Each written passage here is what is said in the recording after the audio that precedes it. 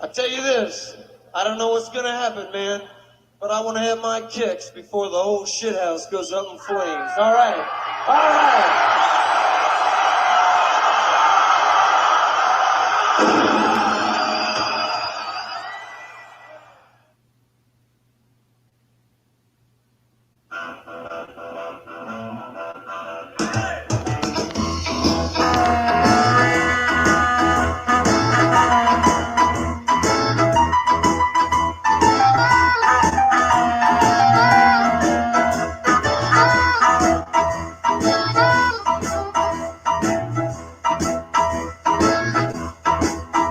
Keep your eyes on the road, your hand upon the wheel.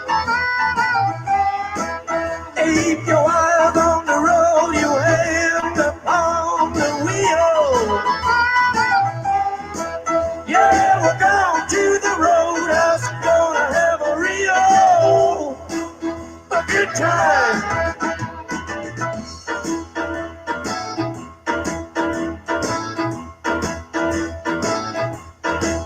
Yeah, back to the roadhouse, I got some bungalows.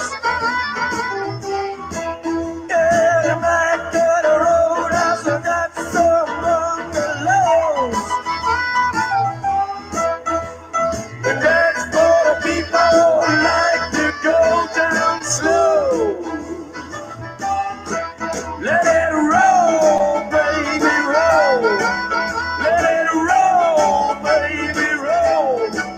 Let it roll, baby, roll. Let it roll all night long. Do it, Rodney, do it.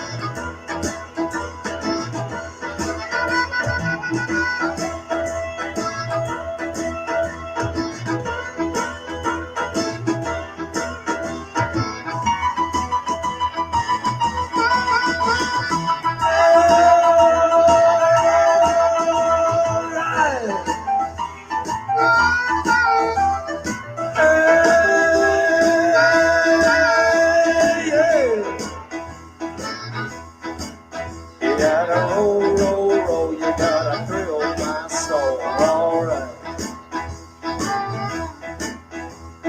Roll, roll, roll, roll, I feel my soul, I gotta keep a ganja chucha, hokon kon kadanta, isha kuna micha, papalula micha, pom paticha, isong kon, yeah, right.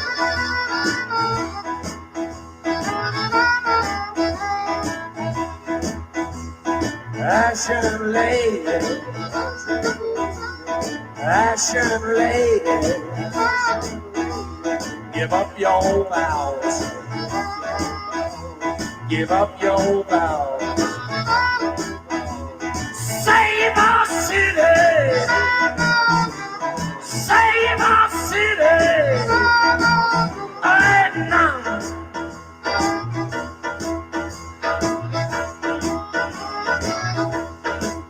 And I woke up this morning, I got myself a beer. And I woke up this morning and I got myself a beer. The future's uncertain and the end is always near. Let it roll, baby, roll. Let it roll, baby, roll. Let it roll, baby, roll. Let it roll all night long.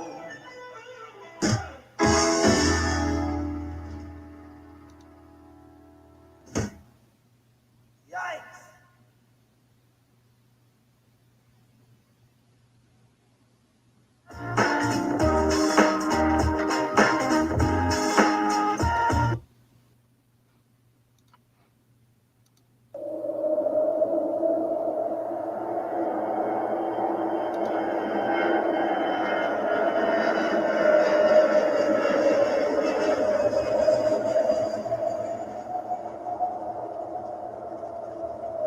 It ain't right to put our lives into the hands of thieves and liars.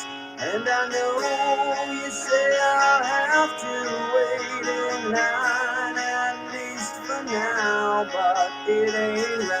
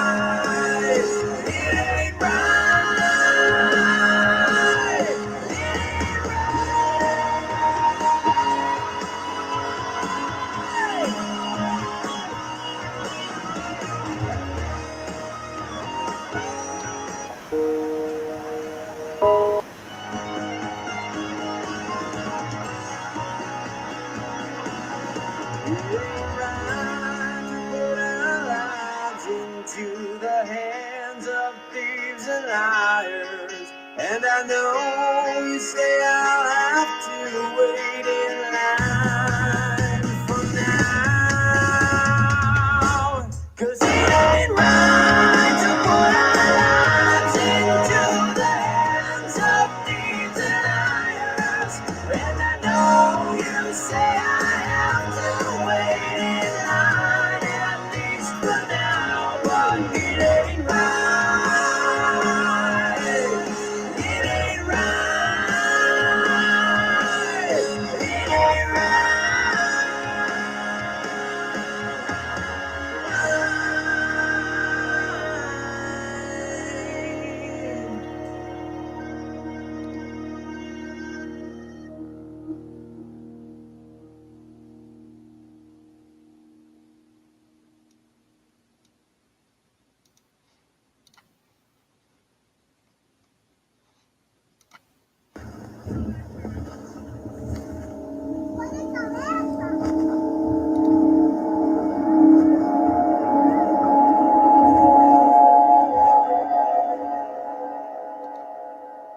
My name is Catherine Austin Fitz. I'm the publisher of the Solari Report and managing director of Solari Investment Advisory Services.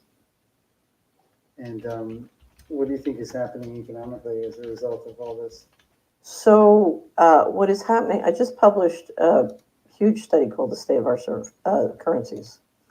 And what I describe is the fact that for many decades, the dollar has been the reserve currency. And the system is what I would describe as long in the tooth. And the central bankers are trying to bring in a new system, but it's not ready to go yet. And what we're in a period of great change and uncertainty where the central bankers are trying to keep the dollar system going and accelerate. So they're trying to lengthen the dollar system, and then they're trying to accelerate bringing in the new system. And they have to bring in the new system without anybody quite realizing exactly what it is. So we've had a global reserve currency system, the dollar, and it needs to evolve and change, and it's long in the tooth. There's lots of unhappiness with the system, and the central bankers are trying to bring a new system. And to do it, they're trying to extend the old and accelerate the new. And it makes it a very chaotic thing, since much of the new is being tested and tried and prototyped, and it involves many different industries. So I describe the new system as the end of currencies. So we're not bringing in a new currency. We're essentially bringing in a new transaction system that will be all digital and essentially end currencies as we know them. So what they're trying to do involves essentially all the money on the planet. So it's big, it's complicated, it's messy. And the challenge they have is, how do you market a system that if people understood it, nobody would want?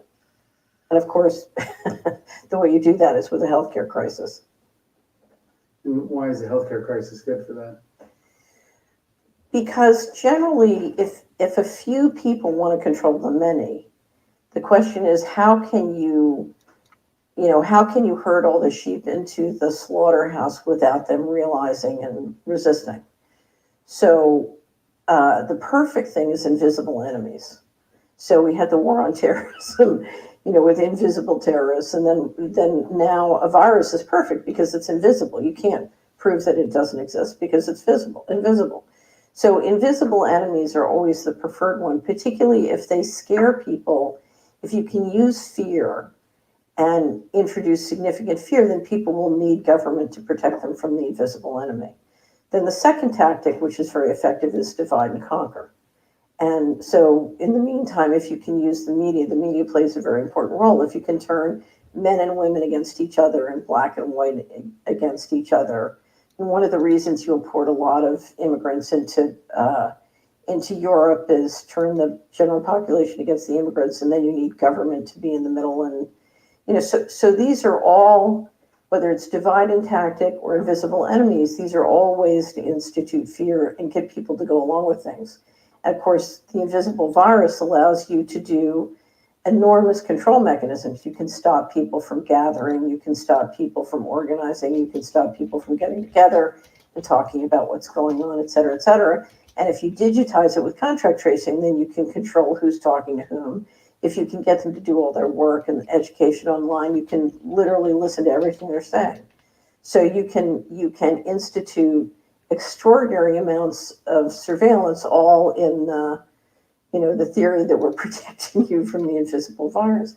It's very clever, and as you can see, it's working with many people, not everybody, but many people. So to me, a lot, and I don't want to underestimate the ability of the leadership to introduce pathogens that will kill people, and I don't want to suggest that people aren't getting sick, but essentially what you're trying to do is you're trying to get people to buy into a solution before they see where it's ultimately going to go. Because you're talking about a transaction system that is no longer a currency, it's a control system. So it's like a credit at the company store. If every central bank comes out with a digital central bank currency, they have the ability to turn your money on and off. So if you don't behave, that's it. And of course, as we know, they want to combine this with transhumanism, which means literally, I take injections that can institute the equivalent of an operating system in my body.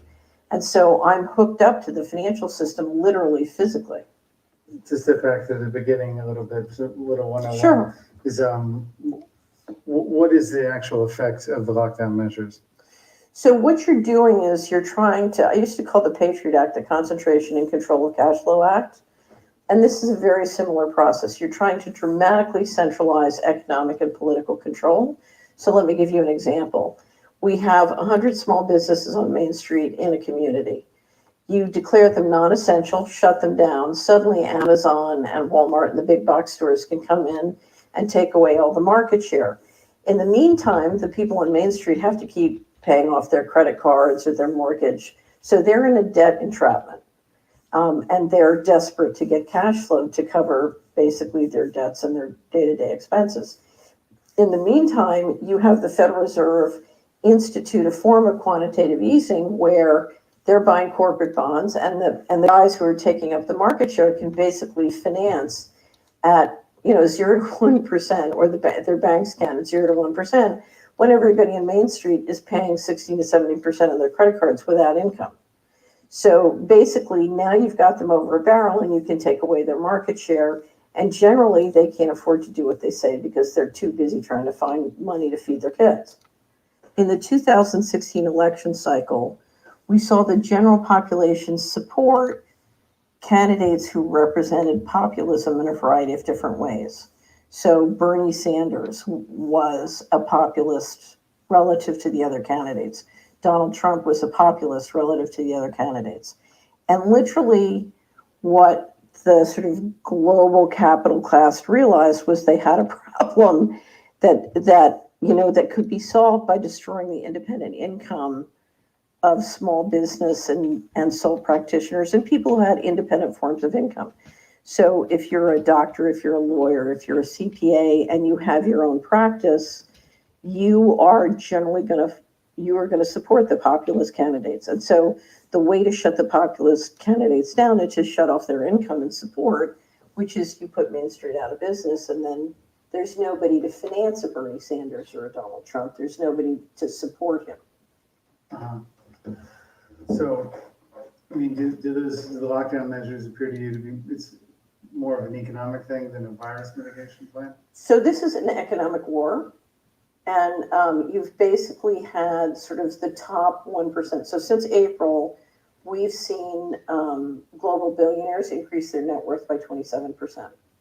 Now, what that says is this has been a very successful global economic war, because what you're having is the sort of global capitalist class, and I shouldn't call it capitalism because it's not. It's much more it's economic totalitarianism. What you've seen is they've been able to consolidate fantastic amounts of economic wealth, not just by deleting the income of the middle class and consolidating it into their companies, but by significantly improving the wealth and power of the largest G7 developed countries and China vis-a-vis the emerging markets. So, the countries with the most advanced technology and the access to AI and software and to the sort of digital systems, including through space, are dramatically consolidating economic power vis-a-vis the weaker nations.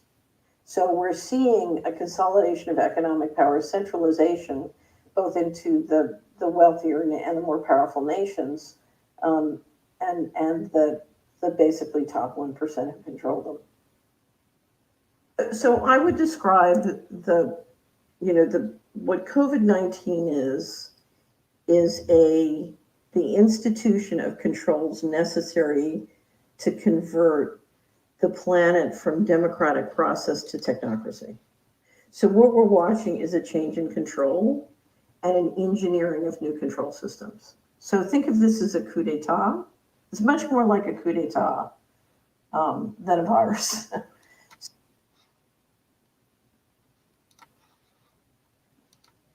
As Canadians alter their traditions this Thanksgiving weekend because of COVID-19, cases continue to soar. You should wear a mask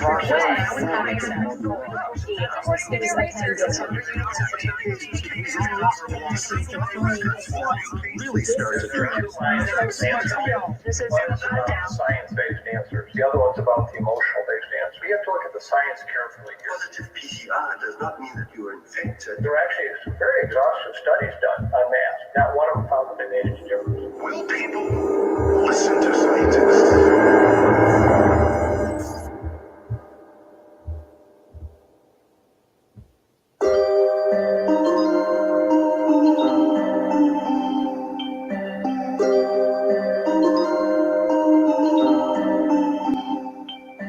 Whoever would have thought we could slip so far? The whole world locked down in a prison without bars, suspicious of our neighbors, arguing with our friends. It's like we're counting down the days till society ends. But let's be honest, democracy died a long time ago. How long have we been spinning in place like a dynamo, switching up one puppet for another Muppet actor? But the strings are all connected to the same puppet masters, infecting every screen with their propaganda cues, staying out of view, watching from the pews, trying to keep us all inside where they pump us full of news, only angles they approve, censoring the truth to make you think that I'm the enemy of our time, as if standing up for my freedom is some kind of fucking crime. So ask yourself, what's the bigger threat to humankind? The virus in the body or the virus in the mind? Days go by as we march to the ending.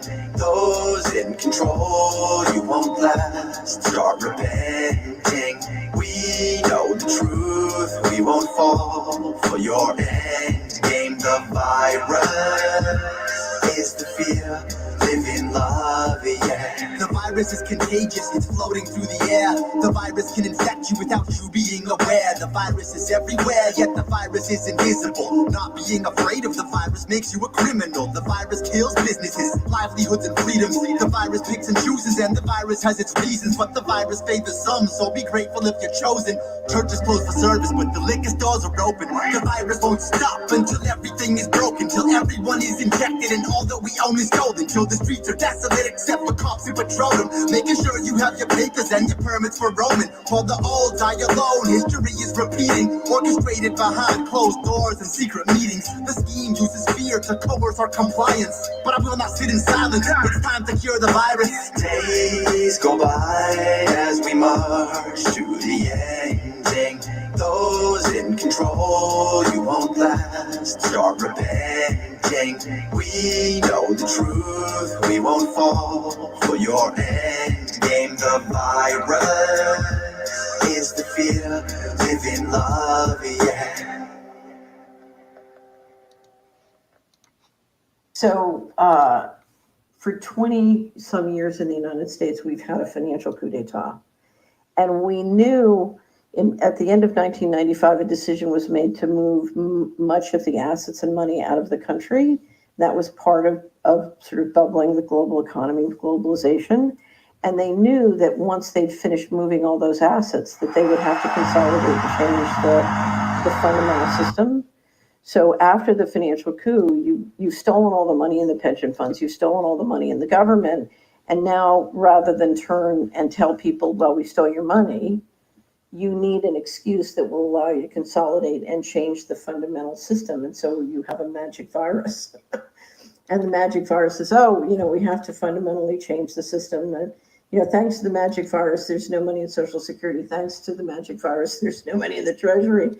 And you have your perfect magic excuse. Everything can be blamed on the virus. Yeah, the magic virus can, it's amazing because every implication of the financial coup has been magically solved by the magic virus.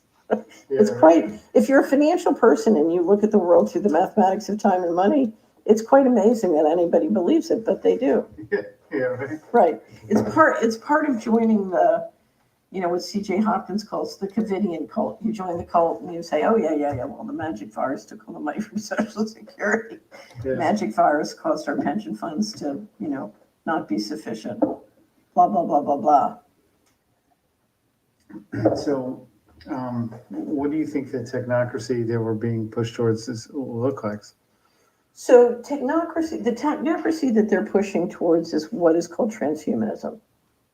So essentially what you do is you use injections to inject materials into the body that create the equivalent of an operating system. So everybody knows the idea of Microsoft causing you to download an operating system in your computer that gives Microsoft and a variety of other players a backdoor into your computer. And every month or 2 or 3, you've got to update it because they're viruses, right? It's back to the magic virus that can solve all problems. And so this is a similar system for your body. You inject materials into your body that essentially create the equivalent of an operating system and a receiver, and you can literally hook everybody up to the cloud.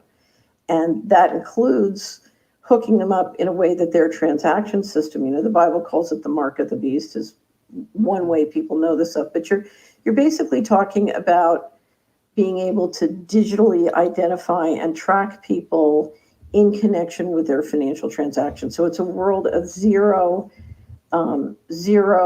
privacy. But more importantly, what's important to understand is if you then institute one or more central bank cryptos, you're now talking about a system where every central bank in the world can shut you off individually from transacting if they don't like the way you're behaving. So many people are familiar with the social credit system in China. It's very similar. You're basically, if you install the smart grid in their car, their community, and now literally in their body, you've got 24/7 surveillance. And if people don't do what you say and behave the way you want, they can and will shut off your money. Well, I always had an interest in language and these words that were considered dirty. The left side of my brain is very active. I like classifying and indexing and filing. That's why I have a lot of files in my computer. It's why my material works, because the right brain is the creative guy, creative lady, let's say, throwing shit up in the air. And the left side says, okay, where does that fit? How does that go? Let's call that something. Let's give it a label. Let's put it with other things that are similar. Let's match them up. Okay, these go together. It's like an empire building thing. So the left side of my brain got curious about which words you could never say on television, because I would notice, it was just common knowledge, but I noticed it specifically, that you could talk about a female dog and say the bitch. The bitch is in heat, and that was okay on television if you were in that context. And the bastard was okay if you were talking about William the Conqueror. It's William the Bastard, or the bastard son of so-and-so. You could say that in context. So I knew the words weren't. I said, well, those words aren't bad words then. They're an ass. You could say, yes, Jesus rode into Nazareth on an ass. And come is okay if I'm going to come in the house in a minute. I said, let me separate these. Which ones don't have saving meanings? Which ones don't have a saving grace to them? And I tried to isolate them. Well, balls is okay. Box is okay. Snatch is okay. Pussy is okay. Cunt? No, doesn't have another meaning. Cunt is on the list. Fuck, hump has got a meaning. Lay, screw, ball, all of those have other meanings. It's not the words, it's the idea. What's the word? Fuck, that's the word they don't like. It's not the idea alone. It's the idea plus the word. And that appealed to my sense of indexing. And I separated them, and then I put down those ideas into language that was entertaining. The jokes were self-evident, and I could build on that, because I could say, for instance, it's okay to say in a Walt Disney movie, it's okay to say, let's crack open the box that the pussy is inside. Let's put a crack in the box that the pussy's inside. Or I forget how that was, but I had this whole sentence of these filthy words if you said them the wrong way, perfectly innocent if you said them the right way. So that was the joke builder there. But the language guy was interested in the words, and the thinker was saying, look, you got a dichotomy. So you don't mind fucking, it's just you don't like to call it that. You don't mind intercourse, you say that, but you don't like fucking. But even if I'm not talking about fucking, I can't say fucking. If I say, who the fuck are you? That's got nothing to do with sex. But you don't want me to say that. So it's the word. It's the word. And these were the 7 I could come up with that you could never say. Never, never, never. Now, piss has changed. They were shit, piss, fuck, cunt, cocksucker, motherfucker, and tits. And I had a lot of fun with tits because it's an innocent sounding word. But you couldn't say it at that time. Piss, interesting development. Piss is now okay on television if you're pissed off.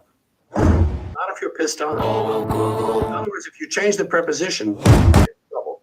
It's all right for me to say to you, why are you pissed off at me? But you can't say, because you pissed on me. You can't say that. So it's just a preposition. The word's the same. So anytime there's inconsistency, anytime there's inconsistency that leads to hypocrisy, inconsistency is just a wonderful thing to catch, to say, wait a minute, I gotcha. You said this and then you said that, and they don't go together, So that's what I love, is that gotcha moment when you catch the culture with its pants down.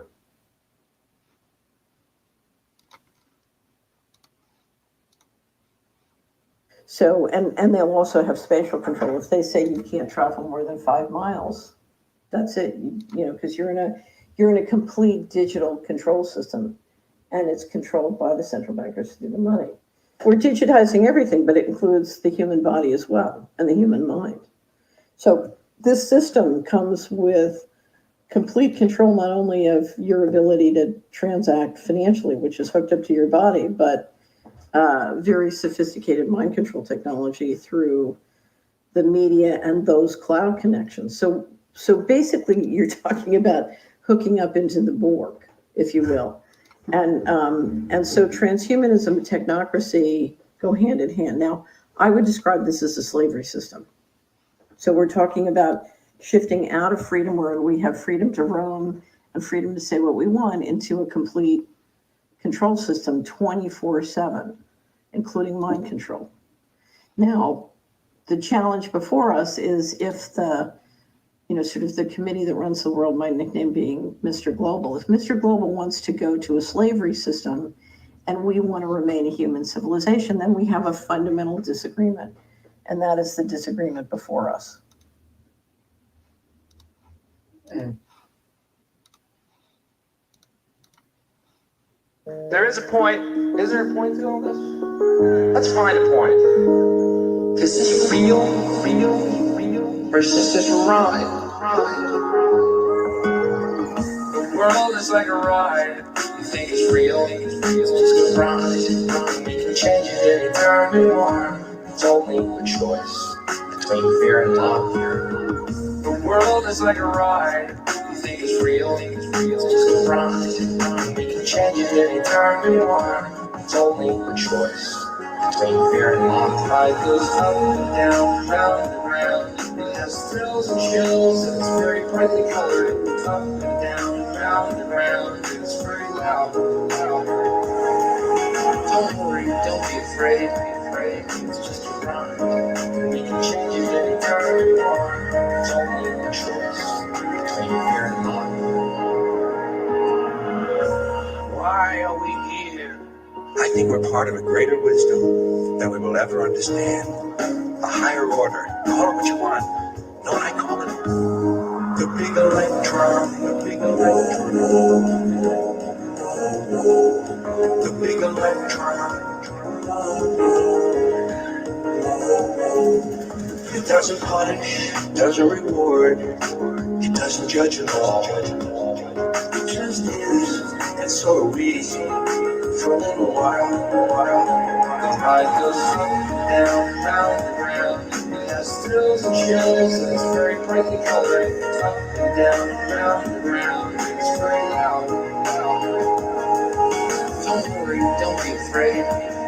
It's just a ride. We can change it anytime we want. It's only a choice between fear and love. the big electron. The big electron.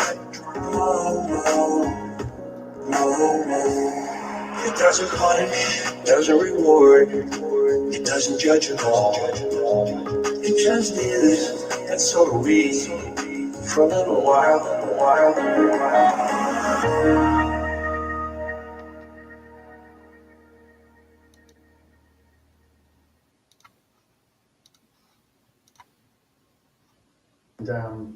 we get to the diagrams here. Okay. So if you look at what's going on, we have the tech people building the clouds and the telecommunications. We have the military doing space and Operation Warp Speed. So they're putting up the satellites, okay? Then we have Big Pharma, which is making the injections that are full of these mystery ingredients and modify your DNA, and for all we know, make you infertile. And then we have the media pouring out the propaganda. And then we have the central bankers engineering to the crypto, the central bank crypto systems. So you have these different pillars, and it's very important when you look at what's going on day to day, particularly in the media, they're trying to keep them separate so that you can't see how they're going to come together in an integrated system which is basically integrated into your body and your mind For what purpose? to institute the slavery system. So in other words, if I am going to do everything through a smart grid and I need to run the smart grid into your neighborhood and then I need to run the smart grid into your body, the question is, how am I going to build it out in your neighborhood and build it out in your body without you seeing the trap? Right?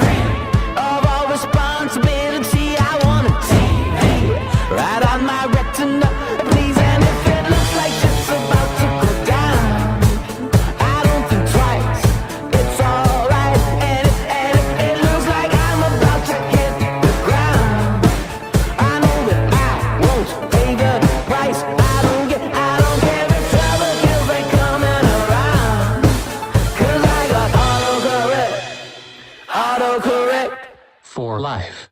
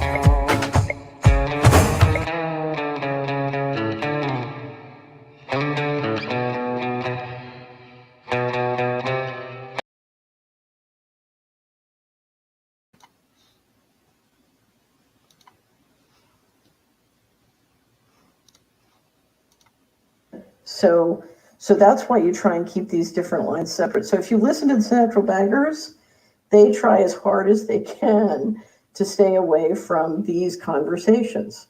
So it was interesting. I was watching an IMF presentation on cross-border payments, and the Federal Reserve Chairman, the head of the IMF, mentioned the digital global ID system, and you would the Federal Reserve Chairman almost blanched, and you could energetically feel him moving like a galaxy away. Like, no, no, no, no, because there are 325 million Americans, and there are more than 325 million guns.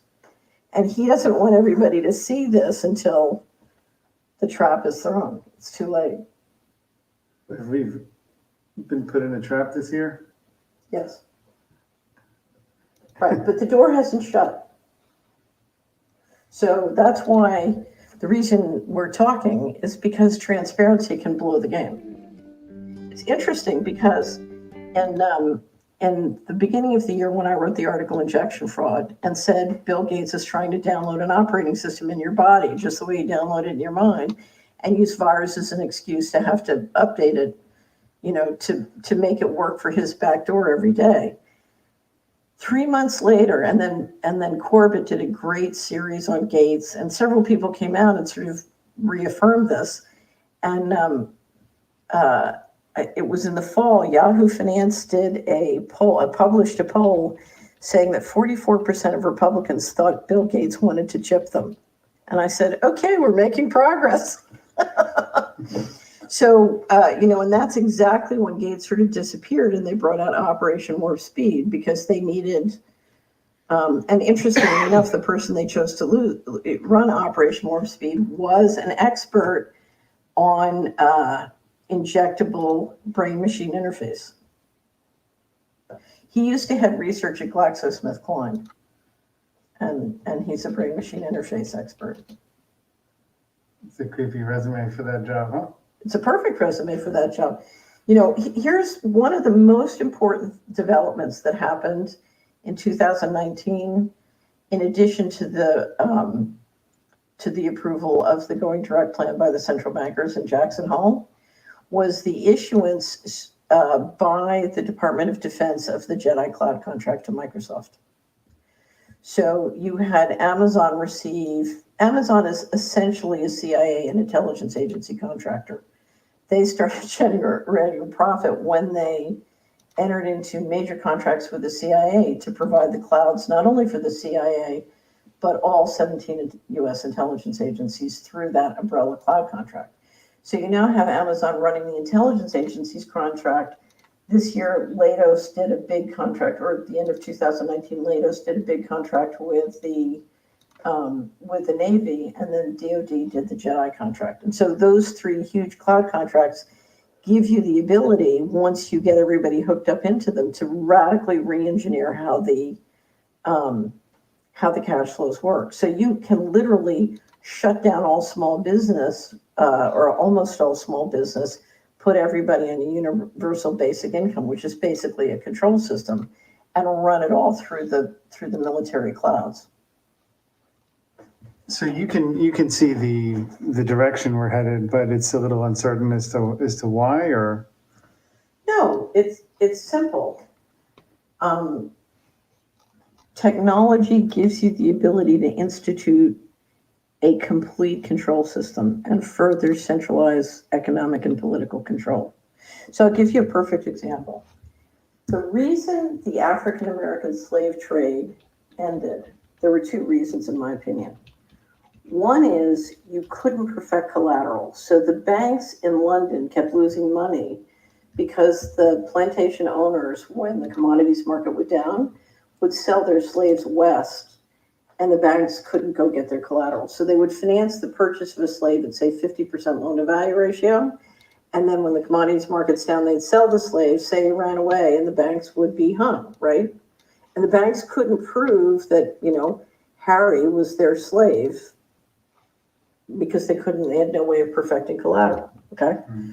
So that was number one. The second was the Haitians rebelled, and the Europeans sent several armies in to try and quell the rebellion and never could. The Haitians were too good, okay? Now, if you look at digital technology, you can perfect the collateral, okay? And with space weaponry and the kind of weaponry you have from space and surveillance, you can put down any rebellion, right? So the reasons that the slave trade, which was unbelievably profitable, the history of the world is slavery is the most profitable business. It's more profitable than mining. It's more profitable than narcotics. I mean, it's more profitable than all the addictions. So if you now have the technological capability of implementing slavery, their attitude, I think, is, okay, let's do it, right? Yeah. And part of it is technology also makes it much easier for a small group of people to get together and be very powerful. So for example, if they bring in breakthrough energy technology, the danger is a small group of crazy people can weaponize it. So technology is powerful. The more powerful technology you integrate, the more danger there is you lose control. Now, there are other theories as why people would want complete control. So I'll give you another reason. You know, given the difficulty of feeding and managing a population that's getting ever larger, if you now have biotechnology that allows Mr. Global to live for 150 years, you know, you can't keep that secret, right? If the wealthy are living for 150 years and we're not, that you can't keep that a secret. So why not downsize the population, integrate robots, use robotics for everything, and you can have a very wealthy and luxurious life without all the management headaches, right? So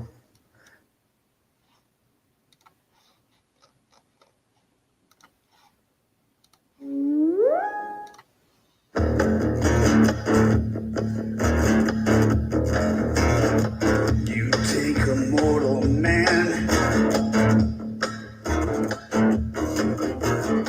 and put him in control.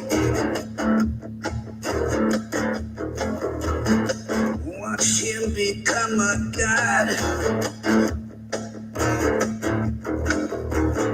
Watch people's heads roll.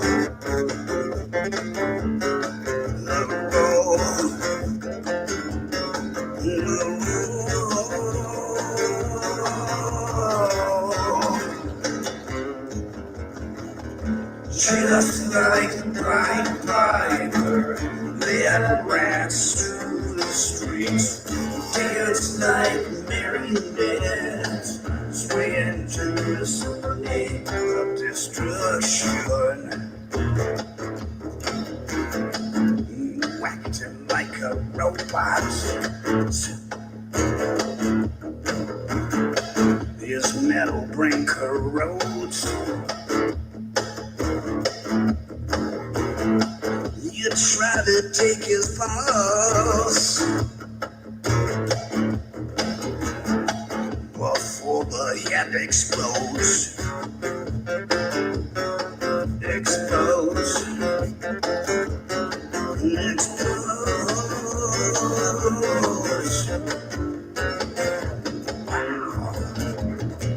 Just like Pied Piper, led rats through the streets. Dance like marionettes, swaying to the symphony. Just like the Pied Piper, led rats through the streets. Dance like marionettes, swaying to the symphony. Swaying to the symphony, destruction.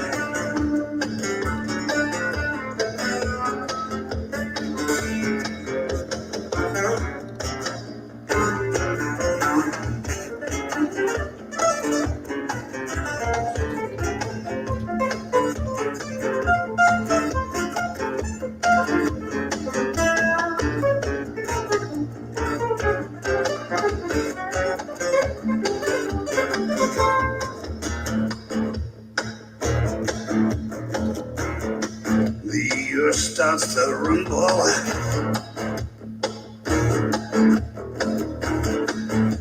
World powers fall. Moving for the heavens. peaceful man stands tall. The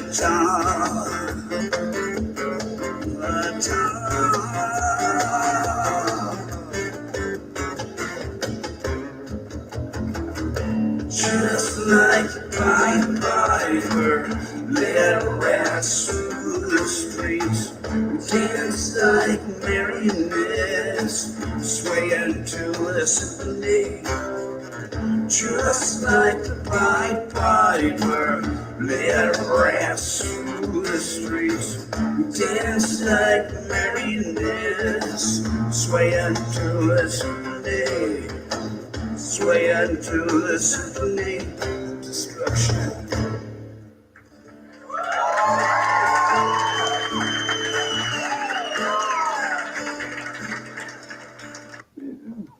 The kind of breaking of society into different classes, or into an Uber class and a vast peasantry mixed with robotics?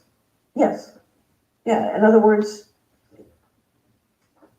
what I think what's trying to happen here is Mr. Global is using technology to move to a system where between robotics, AI, and software, a few people can control the many with far less headaches and fear. You have to remember, Mr. Global is very, very afraid of the general population. Their fear. Yeah, they're very afraid because if you've been keeping, several times I'm told the leadership in the United States has gotten together to discuss how can we undo the secrecy. And each time they come to the conclusion it's impossible. You can't undo the secrecy because the liabilities are too enormous. So if you're the swamp and you're guilty of all the different things the swamp is guilty of, and you try and open the window on the secrecy, you run tremendous risks. Tremendous risks. So you're afraid of the general population. And the history of governance is, the general population occasionally does turn and kill the leadership. So there are 325 million people in America, there are more guns. So, my guess is the reason Jay Powell was backpedaling when the head of the IMF was talking about digital identities is he's sitting there knowing he's got 325 million people and a lot of them have guns and they don't have a lockdown yet. This is why the Second Amendment is such a fractious issue. Most people around the world don't understand why people in America are so rabid about owning guns. And, the first reason they're rabid about owning guns is they don't understand the power of mind control. So if I can institute total mind control, which is what the system is, guns aren't that dangerous to me. But, the leadership is to do what they want to do. It would be very, very convenient if they could bring in the guns. And you'll see if the Democrats win this election, that's the first thing they're going to try and do. After making everybody wear face diapers, they're gonna try and bring in the guns.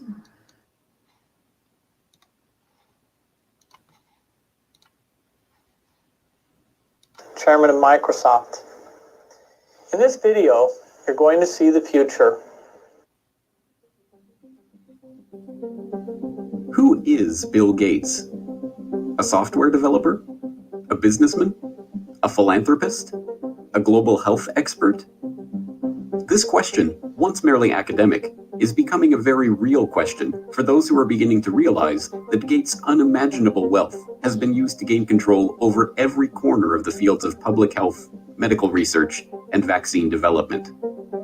And now that we are presented with the very problem that Gates has been talking about for years, we will soon find that this software developer with no medical training is going to leverage that wealth into control over the fates of billions of people. Because until we get almost everybody vaccinated globally, we still won't be fully back to normal. Bill Gates is no public health expert. He is not a doctor, an epidemiologist, or an infectious disease researcher.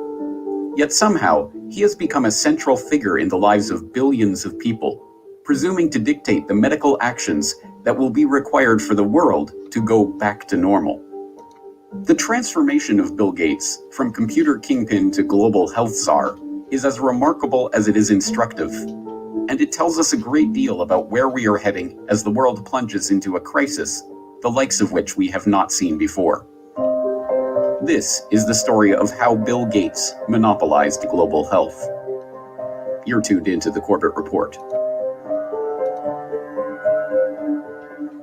Until his reinvention as a philanthropist in the past decade, this is what many people thought of when they thought of Bill Gates.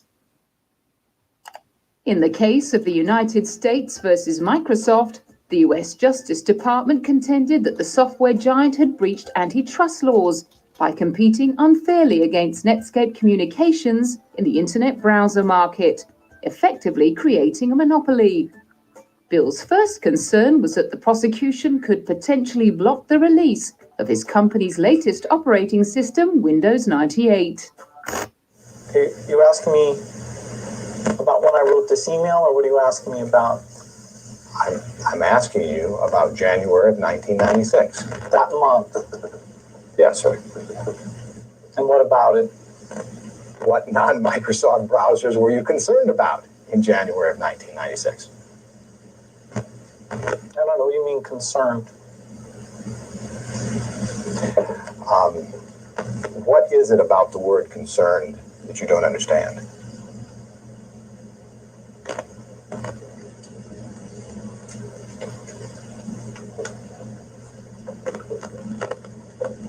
I'm not sure what you mean by it. We're going to be working together on Microsoft Office, on Internet Explorer, on Java, and I think that it's going to lead to a very healthy relationship. So it's a package announcement today. We're very, very happy about it. We're very, very excited about it. And I happen to have a special guest with me today via satellite downlink. And if we could get him up on the stage right now.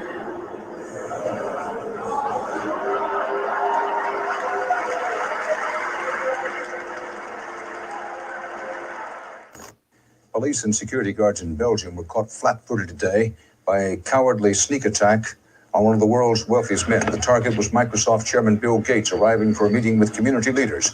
Watch what happens when a team of hitmen meet him first with a pie in the face.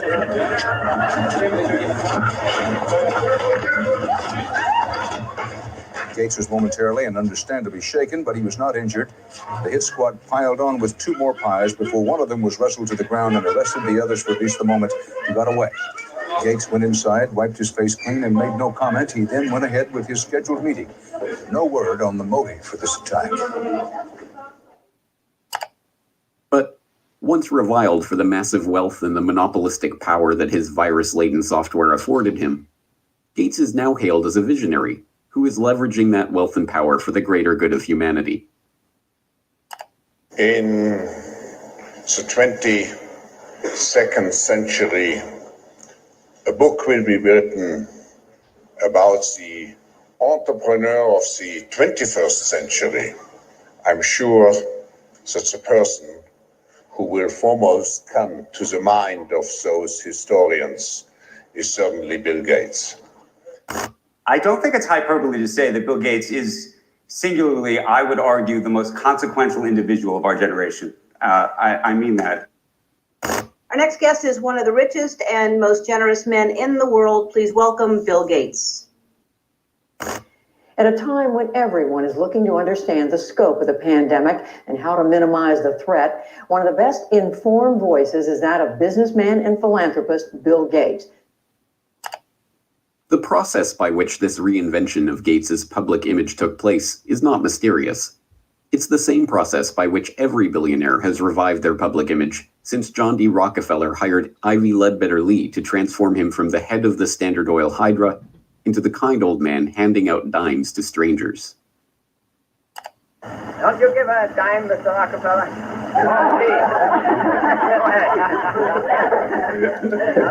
You had a dime. Thank you, sir. Thank you very much. I consider myself. Thank you for the ride. Bless you, bless you, bless you. More to the point, John D. Rockefeller knew that to gain the adoration of the public, He had to appear to give them what they want: money. He devoted hundreds of millions of dollars of his vast oil monopoly fortune to establishing institutions that, he claimed, were for the public good. The General Education Board, the Rockefeller Institute of Medical Research, the Rockefeller Foundation. Similarly, Bill Gates has spent much of the past 2 decades transforming himself from software magnate into a benefactor of humanity through his own Bill and Melinda Gates Foundation.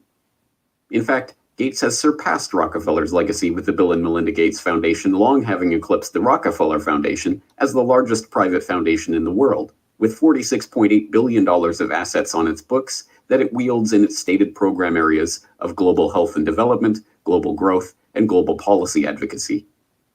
And, like Rockefeller, Gates's transformation has been helped along by a well-funded public relations campaign. Gone are the theatrical tricks of the PR pioneers. The ubiquitous ice cream cones of Gates' mentor Warren Buffett are the last remaining holdout of the old Rockefeller handing out dimes gimmick. No, Gates has guided his public image into that of a modern-day saint through an even simpler tactic: buying good publicity. The Bill and Melinda Gates Foundation spends tens of millions of dollars per year on media partnerships, sponsoring coverage of its program areas across the board. Gates funds The Guardian's global development website. Gates funds NPR's global health coverage. Gates funds the Our World in Data website that is tracking the latest statistics and research on the coronavirus pandemic. Gates funds BBC coverage of global health and development issues, both through its BBC Media Action Organization and the BBC itself. Gates funds World Health coverage on ABC News. When the NewsHour with Jim Lehrer was given a $3.5 million Gates Foundation grant to set up a special unit to report on global health issues, NewsHour communications chief Rob Flynn was asked about the potential conflict of interest that such a unit would have in reporting on issues that the Gates Foundation is itself involved in. In some regards, I guess you might say that there are not a heck of a lot of things you could touch in global health these days that would not have some kind of Gates tentacle, Flynn responded. Indeed, it would be almost impossible to find any area of global health that has been left untouched by the tentacles of the Bill and Melinda Gates Foundation. It was Gates who sponsored the meeting that led to the creation of Gavi, the Vaccine Alliance, a global public-private partnership bringing together state sponsors and big pharmaceutical companies whose specific goals include the creation of healthy markets for vaccines and other immunization products. As a founding partner of the alliance, the Gates Foundation provided $750 million in seed funding and has gone on to make over $4.1 billion in commitments to the group. Gates provided the seed money that created the Global Fund to Fight AIDS, Tuberculosis, and Malaria, a public-private partnership that acts as a finance vehicle for governmental AIDS, TB, and malaria programs. When a public-private partnership of governments, world health bodies, and 13 leading pharmaceutical companies came together in 2012 to accelerate progress toward eliminating or controlling 10 neglected tropical diseases, there was the Gates Foundation with $363 million of support. When the Global Financing Facility for Women, Children, and Adolescents was launched in 2015 to leverage billions of dollars in public and private financing for global health and development programs, there was the Bill and Melinda Gates Foundation as a founding partner with a $275 million contribution. When the Coalition for Epidemic Preparedness Innovations was launched at the World Economic Forum in Davos in 2017 to develop vaccines against emerging infectious diseases, there was the Gates Foundation with an initial injection of $100 million. The examples go on and on. The Bill and Melinda Gates Foundation's fingerprints can be seen on every major global health initiative of the past 2 decades. And beyond the flashy multi-billion-dollar global partnerships, the foundation is behind hundreds of smaller country and region-specific grants, $10 million to combat a locust infestation in East Africa, or $300 million to support agricultural research in Africa and Asia, that add up to billions of dollars in commitments. It comes as no surprise, then, that far beyond the $250 million that the Gates Foundation has pledged to the fight against coronavirus, every aspect of the current coronavirus pandemic involves organizations, groups, and individuals with direct ties to Gates funding. From the start, the World Health Organization has directed the global response to the current pandemic. From its initial monitoring of the outbreak in Wuhan and its declaration in January that there was no evidence of human-to-human transmission, To its live media briefings and its technical guidance on country-level planning and other matters, the WHO has been the body setting the guidelines and recommendations shaping the global response to this outbreak. But even the World Health Organization itself is largely reliant on funds from the Bill and Melinda Gates Foundation. The WHO's most recent donor report shows that the Bill and Melinda Gates Foundation is the organization's second largest donor behind the United States government. The Gates Foundation single-handedly contributes more to the World Health Body than Australia, Canada, France, Germany, Russia, and the UK combined. What's more, current World Health Organization Director General Tedros Adhanom Ghebreyesus is in fact, like Bill Gates himself, not a medical doctor at all, but the controversial ex-Minister of Health of Ethiopia, who was accused of covering up 3 cholera outbreaks in the country during his tenure. Before joining the WHO, he served as chair of the Gates Tuberculosis and Malaria, and sat on the board of the Gates-founded Gavi, the Vaccine Alliance, and the Gates-funded Stop TB Partnership. The current round of lockdowns and restrictive stay-home orders in Western countries were enacted on the back of alarming models predicting millions of deaths in the United States and hundreds of thousands in the UK. Imperial College in London released a COVID-19 report, and that's where most of our U.S. leaders are getting the information they're basing their decision-making on. The report runs us through a few different ways this could turn out depending on what our responses are. If we don't do anything to control this virus, over 80% of people in the U.S. would be infected over the course of the epidemic, with 2.2 million deaths from COVID-19. That 2.2 million deaths also doesn't account for the potential negative effects of health systems being overwhelmed. From this evening, I must give the British people a very simple instruction. You must stay at home. Enough is enough. Go home and stay home. A statewide order for people to stay at home. The work of 2 research groups was crucial in shaping the decisions of the UK and US governments to implement wide-ranging lockdowns, and, in turn, governments around the world.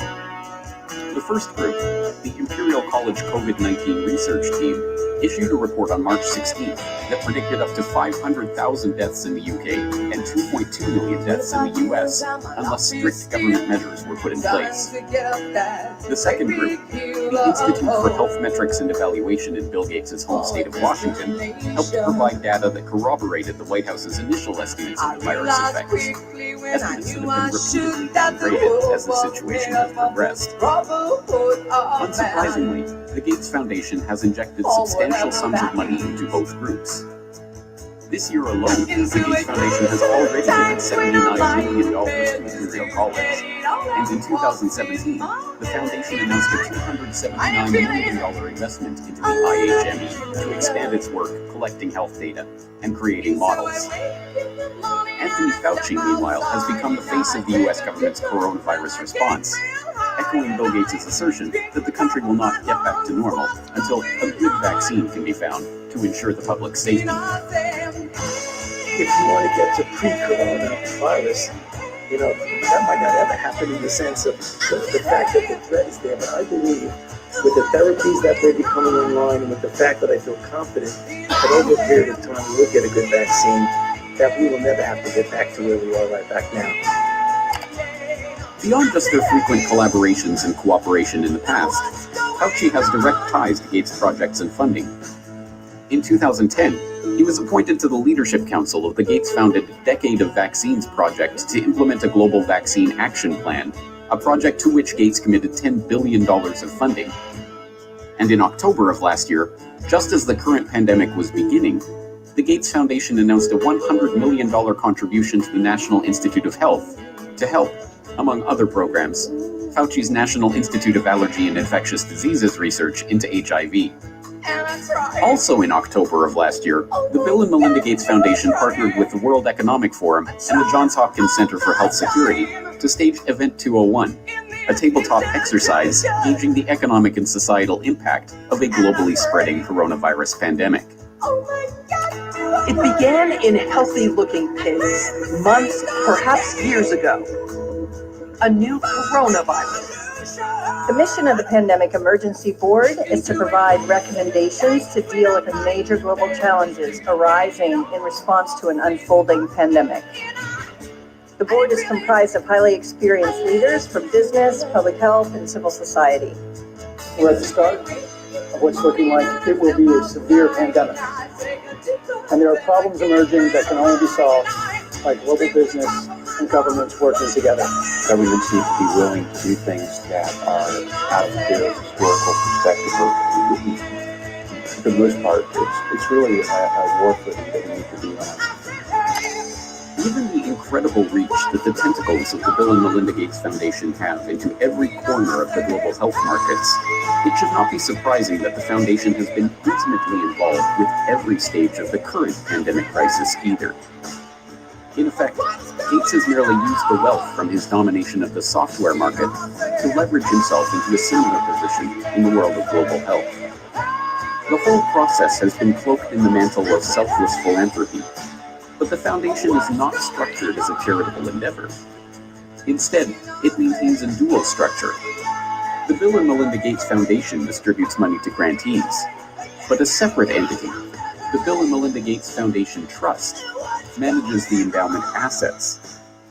These two entities often have overlapping interests, and, as has been noted many times in the past, grants given by the foundation often directly benefit the value of the trust's assets. One of my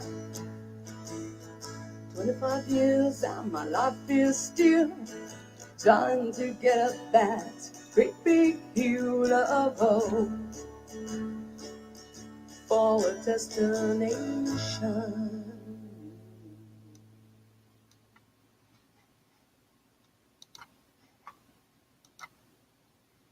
Beautiful day here on the Saskatchewan River. Warm, quiet. Oh, and a breath of freedom away from that madness in the city. Well, a wise man once said, if we lose freedom here, there's no place to escape to. This is the last stand on earth. And that was almost 60 years ago by Ronald Reagan. And in 2021,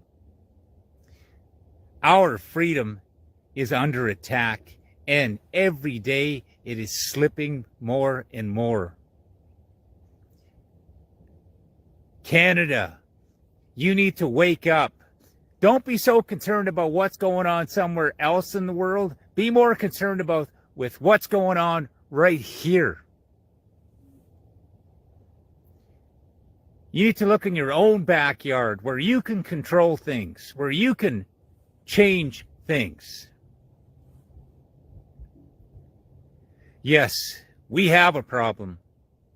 It is our own government. Yes, you can love your country, but you don't have to love your government. Because our government is anything but good. They use our tax dollars against us. They pay the media to create fear. They pay the media to tell us that we're selfish for wanting to be free. You know what selfish is? Selfish is people expecting you to surrender your freedom because they surrendered their own, because they were either a coward or they were too ignorant to see the truth.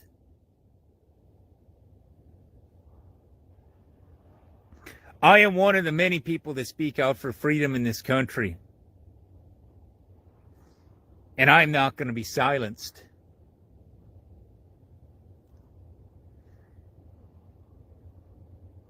You must take a stand for what you believe in. I'm taking a stand because I believe in the future. That is our children. My children. They're not going to experience freedom like I experienced it.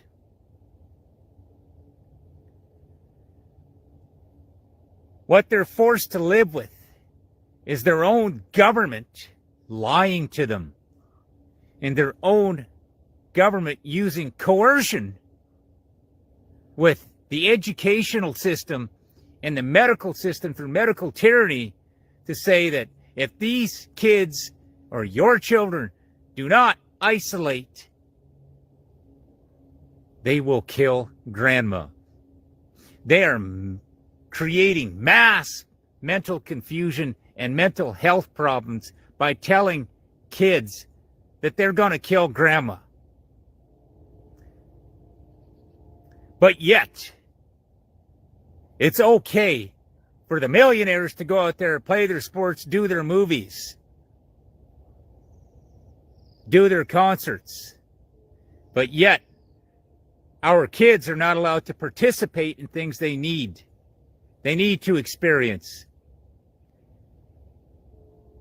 Humans are a very social, interactive people. And childhood is where you learn lots and where you need to learn. You need to learn about life. You need to learn about success and failure. You need to learn what it's like to fit in, not be stuck at home in your basement.